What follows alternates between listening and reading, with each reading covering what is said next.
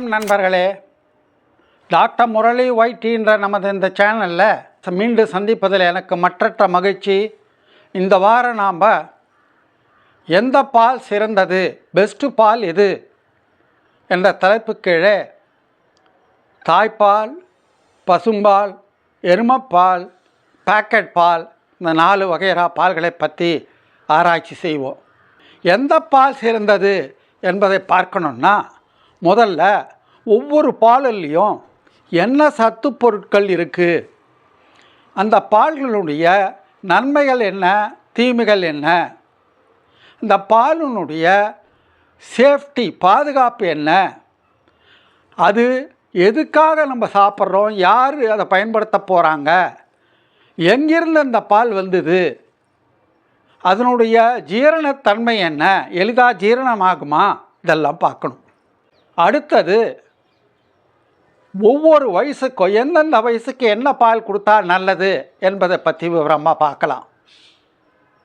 பால் கொடுத்தே ஆகணுமா அப்படின்ற கேள்வியை பற்றி சிறிது விளக்கம். பால் நல்ல பால் கிடைக்காத, பசும்பால் கிடைக்காத இடங்களில் என்ன செய்யுதுன்னு சில பேர் கேட்குறாங்க, அதை பற்றி ஒரு சின்ன விளக்கம். கடைசியாக எந்த பால் நல்லதுன்ற இந்த போட்டியில் யார் ஜெயித்தாங்கன்றதை பற்றி விளக்கம் கொடுத்து முடித்து விடுவோம். வாருங்கள் நண்பர்களே, வீடியோக்குள்ளே போகலாம். இந்த காணொளி உங்களுக்கு பிடிக்கும் என்று நினைக்கிறேன். லைக் பண்ணுங்கள், சப்ஸ்கிரைப் பண்ணுங்கள், பக்கத்தில் இருக்கிற பெல் பட்டனை அழுத்தி ஆலை டிக் பண்ணுங்கள். அப்போ தான் எல்லா நோட்டிஃபிகேஷன் உங்களுக்கு உடனுக்குடனே வந்து சேரும். ஷேர் பண்ணுங்கள்.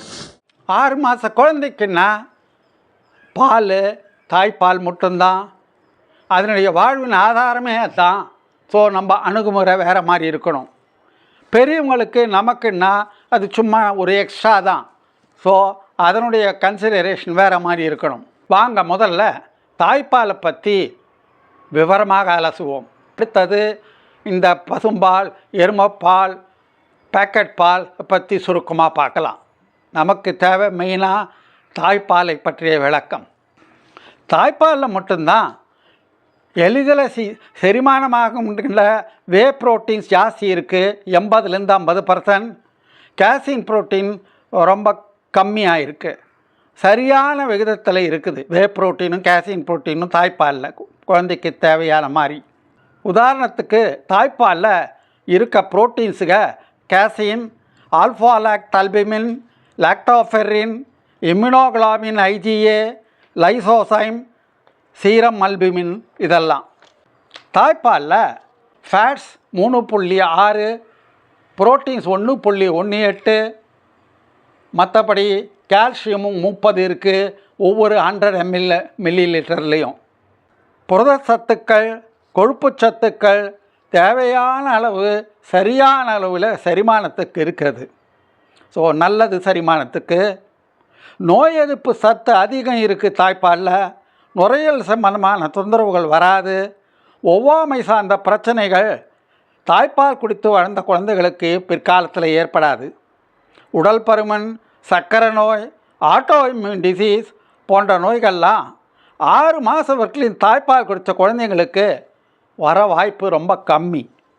இப்போல்லாம் குழந்தை அழுதாலே உடனே சுற்றி முற்றி இருக்கவங்கெல்லாம் டெலிவரி ரூமில் காயாலேருந்து, அம்மா குழந்தை அழுது பசிக்குது போல் இருக்கு, பால் போதலைன்னா ஏதாவது டப்பா பால் வாங்கி ஊற்றுன்னு சொல்கிறாங்க. அது ரொம்ப தவறு. குழந்தை அழுதுன்னா அழுகிறதுக்கு எவ்வளவோ காரணங்கள் இருக்கலாம். படுக்கை சரியில்லாமல் இருக்கலாம், சுற்றுப்புறம் சூழ்நிலை சரியில்லாமல் இருக்கலாம், சத்தமாக இருக்கலாம், வெளிச்சமாக இருக்கலாம், வயிற்று வலி இருக்கலாம் குழந்தைக்கு. அதெல்லாம் பார்க்கணும். பொதுவாக தாய்ப்பால் பத்தலைன்ற தியரியே ரொம்ப தப்பு. எல்லாருக்குமே தாய்ப்பால் நல்லபடியாக தான் சுரக்கும். அதை நாம் கரெக்டாக பார்த்து கொடுக்கணும். தாய்ப்பால் பத்துதா இல்லையான்னு எப்படி கணக்கு பண்ணுறது, எப்படி கண்டுபிடிக்கிறது அப்படின்னா, குழந்த ஒரு நாளைக்கு 6லேருந்து 8 தடவையாவது யூரின் போகணும். மாதம் செக்கப் பண்ணும்போது எடையானது கூடிக்கிட்டே போகணும். ஸ்டேட்டஸ் அப்படியே இருந்தாலோ குறைஞ்சாலோ தொந்தரவு, தாய்ப்பால் பத்தலைன்னு அர்த்தம். சரியான முறையில் பொசிஷனில் லாவகமாக பிடிச்சிக்கிட்டு குழந்தைக்கு தாய்ப்பால் கொடுத்தா உறுதியாக தேவையான அளவு சுரக்கும். இந்த ஆக்சிடோசின் புரோலாக்டின்ற ஹார்மோன்கள் சுரக்கிறதுக்கான சிக்னல் மூளைக்கு பறக்கும். தாய்ப்பால் கொடுக்கறதுனால தாய்மார்களுக்கு கர்ப்பப்பையானது பழைய நிலைக்கு சீக்கிரமே சுருங்கும்னு சொல்கிறதாங்க. கூடயே மார்பக புற்றுநோய் வர்றதுக்கான வாய்ப்புகள் குறையுதுன்றாங்க. இந்த டப்பா பால், பவுடர் பால் சாப்பிட்ற குழந்தைகளுக்கெல்லாம் அடிக்கடி வாந்தி வயிற்றால போகிறத பார்த்துட்டு தான் இருக்கோம். அதனால் எல்லா விதத்துலேயும் தாய்ப்பால் தான் சிறந்தது. நம்ம விளம்பரத்தில் பார்க்குறோமே, ஐ ஆம் எ காம்ப்ளான் பாய் அப்படின்றானே, அதை விட ஐ ஆம் எ மாம்பால் பாய் அப்படின்றது தான் நமக்கு பெருமை. காம்ப்ளான் பாயை விட மாம்பால் பாய் பெஸ்ட். இப்போது முதல்ல சொன்ன மாதிரி தாய்ப்பால் சுரக்கிறதுக்கு அதிகரிக்க என்னென்ன உணவுப் பொருட்கள் உதவும், என்னென்ன சாப்பிட்டா அதிகமாக தாய்ப்பால் சுரக்கும் என்பதை பற்றி ஒரு சிறிய விளக்கம் பார்ப்போம். 1. சீசேம் சீட்ஸ், எள். பிளான்ட் ஈஸ்ட்ரோஜன் உள்ளது, தாய்ப்பால் அதிகம் சுரக்க உதவும். 2. ஃபென்னல் சீட்ஸ், பெருஞ்சீரகம், சோம்பு. 3. ஃபெனுக்ரீக் சீட்ஸ், வெந்தயம். 4. கார்லிக், பூண்டு. 5. Green leafy vegetables. 6. Oats. 7. Carrot. 8. Brown rice. பால் சுரக்க தூண்டும் ஹார்மோன்களை அதிகரிக்க உதவுகிறது இந்த ப்ரௌன் ரைஸ். 9. துளசி. 10. தண்ணீர். அடுத்து நாம் பசும்பாலை பற்றி பார்ப்போம். பசும்பாலில் வைட்டமின் டி அதிகமாக இருக்குது. கூடயே பி காம்ப்ளெக்ஸ் வைட்டமின் நிறைய இருக்குது. Beta carotene, conjugated linolenic acid, fatty acids, omega fatty acids இதெல்லாம் இருக்குது. பசும்பாலில் புரோட்டீன்ஸ் 3.2, ஃபேட்ஸ் 3.9, கூடயே கால்சியம் 120 இருக்குது. இப்போ பார்த்தா மாதிரி புரோட்டீன்ஸ், ஃபேட்ஸ், கால்சியம் எல்லாம் எருமைப்பாலை விட பசும்பாலில் கம்மி. அதனால் குழந்தைகளுக்கு சுலபமாக ஜீரணம் ஆகும். கூடயே பசும்பாலில் வாட்டர் கண்டென்ட் அதிகமாக இருக்குது, ஏறக்குறைய 89% இருக்குது. அதனால் குழந்தைங்களுக்கு நீர்ச்சத்து நிறைய இருக்கும், உடம்புல ஹைட்ரேஷன் நல்லா இருக்கும். பசும்பாலில் லாக்டோஸ்ன்ற சுகர் 4.5 கிராம் 100 மில்லியில் இருக்குது. லாக்டோஸ் இன்டாலரன்ஸ் இருக்கவங்க, அதாவது லாக்டேஸ்ன்ற என்சைம் இல்லாதவங்க பாலை குடிக்க முடியாது. லாக்டோஸ் இல்லாதவற்றை தேர்வு செய்யணும். அடுத்தது இரும்புச்சத்து. இரும்புச்சத்து பசும்பாலில் 0.02லேருந்து 0.03 இருக்குது. ஏறக்குறைய தாய்ப்பால் அளவு தான். ஆனால் பசும்பாலில் இருக்க இரும்புச்சத்து அந்த அளவு குழந்தைங்களுக்கு அப்சார்ப் ஆகப்படுவதில்லை. அதனால் பசும்பால் மட்டும் குடித்து வளர்கிற குழந்தைங்களுக்கு அயர்ன் டெஃபிஷியன்சி அனீமியான்ற சோகை நோய் வர வாய்ப்பு இருக்குது. அடுத்தது நாம் எருமைப்பாலை பற்றி பார்க்கலாம். எருமைப்பாலில் புரோட்டீன்ஸ் 4.3, ஃபேட்ஸ் 7.0, கூடயே கால்சியம் 200 மில்லிகிராம் இருக்குது. நிறைய வைட்டமின்ஸ் ஏ, இ இருக்குது. கால்சியம், பாஸ்பரஸ், மினரல்ஸ் இதெல்லாம் அதிகமாக இருக்குது. வெயிட் கெயின் பண்ணுறதுக்கோ அல்லது தூக்கமின்மையை போக்குறதுக்கோ ரொம்ப நல்லது எருமைப்பால். அடுத்தது பேக்கெட் மில்கை பற்றி கொஞ்சம் பார்க்கலாம். பேக்கெட் பாலில் புரோட்டீன்ஸ் 3.4, ஃபேட்ஸ் 4.5, கால்சியம் 160 இருக்குது. இந்த பேக்கெட் பாலானது கமர்ஷியலாக ஹோமோஜனைசேஷன் பண்ணி பாஸ்டரைசேஷன் பண்ணி வெளிவருது, பேக்கெட்டில் அடைக்கிறாங்க. ஹோமோஜனைசேஷன்னா அதிகமான ப்ரெஷரில் இந்த ஃப்ளாட் காபியூல்ஸில் சின்ன சின்ன திவலைகளாக உடைச்சி சமச்சீராக பண்ணி அதனுடைய அப்பியரன்ஸ், டெக்ஸ்சர், டேஸ்ட் எல்லாம் நல்லா இருக்க மாதிரி பண்ணி கொடுக்குறாங்க. பாஸ்டரைசேஷன்றது அதில் இருக்க கிருமிகளை நீக்கி நம்ம குடிக்கிறதுக்கு சேஃபாக செஞ்சிடுறாங்க. இருக்கும் சத்து பொருட்கள் எந்த டைப் பால் என்பதை பொறுத்து மாறும். ஒன்று whole milk 3-4% fat, 2 low fat milk 2% 1% fat, 3 skimmed milk 0.05%லிருந்து 0% ஃபேட். இந்த பேக்கெட் மில்கெல்லாம் வைட்டமின் ஏ டி எல்லாம் கூட அதில் சேர்த்து ஃபோர்ட்டிஃபை பண்ணுறாங்க. இது ஒரு கன்வீனியன்ட் வே. நமக்கு டவுனில் இருக்கவங்களுக்கு இயற்கையான பசும்பால் எருமைப்பால் கிடைக்காதவங்களுக்கு, ஷெல்ஃப் லைஃப் ஜாஸ்தி இருக்கணும்னு ஆசைப்படுறவங்களுக்கு, சேஃப்டியை முக்கியமாக நினைக்கிறவங்களுக்கு பேக்கெட் பால் ஒரு கன்வீனியன்ட் வழி தான். பேக்கெட் பாலில் 4 விதம் இருக்குது. அடைச்சி வர பேக்கெட் பால்க என்னென்னன்றது பாருங்கள், உங்களுக்கு முன்னால் ஸ்க்ரீனில் சார்ட்டில் வருது.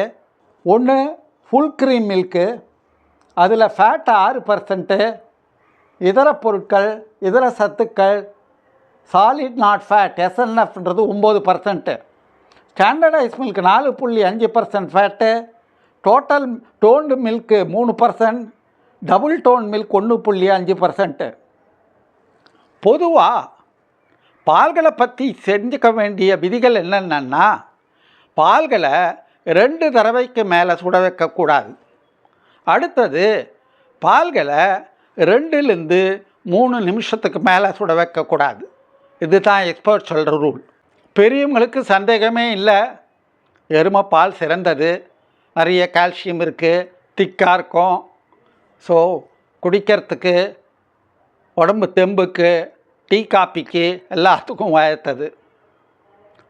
முக்கியமாக குழந்தைங்களை பற்றி பார்ப்போம், சிறிய வயதினர்களை பற்றி பார்ப்போம். 10-12 வயசுக்கு இருக்க கம்ப்ளீட்டு, ஆரம்பத்துலேருந்து 1 மாதத்துலேருந்து அது வரைக்கும் பார்ப்போம். பிறந்த குழந்தைகளுக்கு 6 மாதம் வரைக்கும் சந்தேகமே இல்லை, தாய்ப்பால் மட்டும்தான் கொடுக்கணும். தாய்ப்பால் தான் சிறந்தது. 6-12 மாதமும் தாய்ப்பாலே கொடுத்தா ரொம்ப நல்லது. ஸோ 1 வயசு வரைக்கும் தாய்ப்பால் தான் பெஸ்ட்டு. 1 வருஷத்துக்கு கம்மி பசும்பால் கூட கொடுக்கறது நல்லதில்லை. காரணம் பின்னால் சொல்கிறேன். அடுத்தது, 1 வயசுலேருந்து கொஞ்சம் பெரிய குழந்தைகளுக்கு என்ன கொடுக்க ஆரம்பிக்கிறது, பால் பத்தலைனா தாய்ப்பால் அப்படின்னா கொஞ்சமாக பசும்பால் கொடுத்து பார்க்க ஆரம்பிக்கலாம். முதல்ல பசும்பாலை கொடுத்து பார்க்கணும். பசும்பாலில் கொஞ்சம் ப்ரோட்டீன்ஸ், ஃபேட்ஸு, கால்சியம்லாம் கம்மியாக இருக்குது. எரும்பாலை விட எளிதில் ஜீரணம் ஆகும். அடுத்தது, கொஞ்சம் பெருசாச்சுன்னா குழந்தை எருமைப்பாலை பற்றி யோசிக்கலாம். கொஞ்சம் கொஞ்சமாக எருமைப்பாலை கொடுத்து பார்த்து ஒத்துக்குதுன்னா சேர்த்துக்கலாம். ஆரம்பத்தில் பசும்பால் 1 வயசு முடிஞ்ச உடனே. இந்த 1-3 வயசு குழந்தைங்களுக்கு ஒரு நாளைக்கு 4 கப்பு பால் கொடுத்தா நல்லதுன்றாங்க. அடுத்தது, இந்த 3லேருந்து கொஞ்சம் பெரிய குழந்தைங்களுக்கு சொன்ன மாதிரி பசும்பால் தவிர எருமைப்பால் ட்ரை பண்ணி பார்க்கலாம், ஒத்துக்குதா இன்னும் பார்த்துக்கிட்டு கொஞ்சம் கொஞ்சமாக. இந்த பெரிய குழந்தைங்களுக்கெல்லாம் பாலை தவிர பால் சம்பந்தமான பொருட்களை சேர்த்து கொடுக்கலாம். டெய்ரி ப்ராடக்ட்ஸை பாலே தான் கொடுக்கணுமா? இல்லை. குழந்தை அழுது, குழந்தைக்கு பிடிக்கல, ஒத்துக்கலை, முடியாது, தகராறு பண்ணுதுன்னா பாலே கொடுக்கணுன்னதில் கொஞ்சம் பெரிய குழந்தைங்களுக்கு இந்த மாதிரி டைரி ப்ராடக்ட்ஸ் கொடுக்கலாம். டைரி ப்ராடக்ட்ஸ் என்னென்னா, 1 தயிர் கொடுக்கலாம், யோகர்ட்டு, ஃபெர்மெண்டட் மில்க் ப்ராடக்ட்ஸ் கொடுக்கலாம், ஐஸ்கிரீம் கொடுக்கலாம், சீஸ் கொடுக்கலாம். முதல்ல சொன்னேன் இல்லையா, 1 வயசு கம்மியாக இருக்க குழந்தைங்களுக்கெல்லாம் பசும்பால் கூட வேண்டான்னு. ஏன்னா பசும்பாலில் இருக்க சோடியம், பொட்டாசியம், புரோட்டீன்ஸ் இதெல்லாம் குழந்தைங்களுக்கு சுலபமாக ஜீரணம் ஆகாது. அதனுடைய சிறுநீரகத்துக்கு கூட பாதிப்பு வரலாம். அதனால் தான் வேண்டான்றது. சரி, நாங்கள் இருக்க ஏரியாவில் பசும்பால் கிடைக்கல, எரும்பால் மட்டும்தான் கிடைக்குது, என்ன பண்ணுறது அப்படின்னு கேட்குறவங்களுக்கு பரவாயில்ல, எரும்பால் ஆரம்பிங்க, கொஞ்சம் கொஞ்சமாக கொடுக்க ஆரம்பிங்க. முதல்ல ஒத்துக்குதான்னு பார்த்துக்கிட்டு அப்புறமா கொஞ்சம் கொஞ்சமாக ஜாஸ்தி பண்ணிக்கலாம். இப்போ கடைசியாக நம்ம போட்டியினுடைய முடிவு சொல்கிற தருணத்தை நெருங்கிட்டோம். தாய்ப்பால் குழந்தைக்கு பெஸ்ட்டு தாய்ப்பால் தான், சந்தேகமே இல்லை, கேள்வியே கிடையாது, அப்சல்யூட் வின்னர். அடுத்தது பசும்பால். தாய்ப்பால் தவிர ஃபஸ்ட்டு எடுத்த உடனே ஒரு வயசுக்கு மேலே கொடுக்க ஆரம்பிக்கிறதுக்கு பசும்பால் சிறந்தது. எருமைப்பால் பெரியவங்களுக்கு பெஸ்ட்டு. பேக்கெட் பால் நம்மளை மாதிரி ஜனங்களுக்கு, டவுனில் இருக்கவங்களுக்கு, சுத்தமான பசும்பால் எரும்பால்லாம் கிடைக்காதவங்களுக்கு, சேஃப்டியை பற்றி ரொம்ப எதிர்பார்க்குறவங்களுக்கு பசும்பால் தவிர இந்த பேக்கெட் பால் நல்லது. இந்த காணொலியானது மெடிக்கல் எஜுகேஷன் பர்பஸுகளுக்காக தயார் பண்ணப்பட்டது. இது ப்ரொஃபஷ்னல் மெடிக்கல் அட்வைஸுக்கோ ட்ரீட்மெண்ட்டுக்கோ ஒரு மாற்று அல்ல.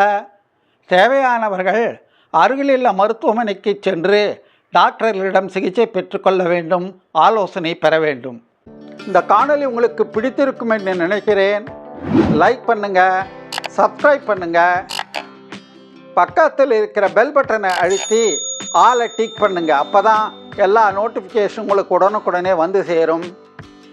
ஷேர் பண்ணுங்கள். உங்கள் கமெண்ட்ஸை, சஜஷன்ஸை, டவுட்ஸை கமெண்ட் பாக்ஸில் போடுங்க. மீண்டும் ஒரு இன்ட்ரெஸ்டிங் டாப்பிக்கோடு அடுத்த வாரம் உங்களை சந்திக்கிறேன். பாய்.